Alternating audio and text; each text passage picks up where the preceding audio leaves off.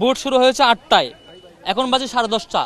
10:30 পর্যন্ত আপনাদের media access ভিতরে দেওয়া হয় না। আপনারা তো এগ্রি যে মিডিয়া অ্যাক্সেস দেওয়া হয় নাই।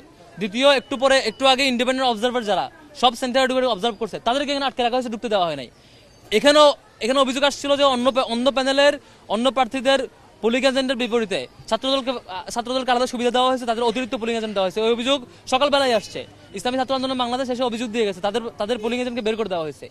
এই অভিযোগ আসার পরও মিডিয়াকে অ্যাক্সেস না দেওয়া, ইভেন ইন্ডিপেন্ডেন্ট অবজারভারকে অ্যাক্সেস না দেওয়া। এখন 10:30 বাজে, এতক্ষণ ধরে বুটকাস্ট হলো, ভিতরে কি হয়েছে তাহলে আমরা ধরেই নিচ্ছি কোনো ধরনের অসঙ্গতি হতে পারে। এগুলো খুবই অ্যালার্মিং বিষয় এবং নির্বাচন কমিশন এবং দায়িত্বে যারা আছেন এগুলো খেয়াল রাখা দরকার। শিক্ষার্থীদের আবেগের জায়গা এটা ডাকসু, এবং হাজার হাজার মানুষের রক্তের বিনিময়ে আমরা একটা সুন্দর ক্যাম্পাস পেয়েছি, একটা 24 পরবর্তী সময়ে এসে সুন্দর একটা ডাকসু পেয়েছি। এটা নিয়ে এইভাবে আবেগ নিয়ে সিনেমিনি খেলা ঠিক না। এটা নিয়ে সুন্দর এখন ব্যবস্থা নেওয়া দরকার।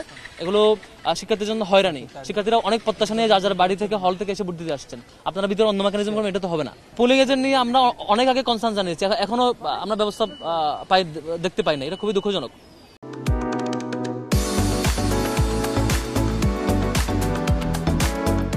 এখন পর্যন্ত ব্যবস্থা নেয় নাই। এটা তো আগেও আপনারা দেখেছেন, প্রত্যেকটা বুথে লাইনে গিয়ে ছাত্র দলের প্রার্থীরা লিফলেট দিচ্ছে, একদম ওই যে 100 মিটারের ভিতরে। আচরণবিধিতে স্পষ্ট লেখা আছে 100 মিটারের ভিতরে এটা করা যায় না। এবং বলা হয়েছে বাইরের ওই যে কটা এন্ট্রি এক্সিট গেট আছে এখান দিয়ে ভোটারের বাইরে কেউ ঢুকতে পারবে না। অসংখ্য লোকজনকে দেখতে পাচ্ছি সেই দলকে বিলং করে যারা ঢুকতেছেন এইসব গেট দিয়ে। এগুলো তো তামাশা মাত্র।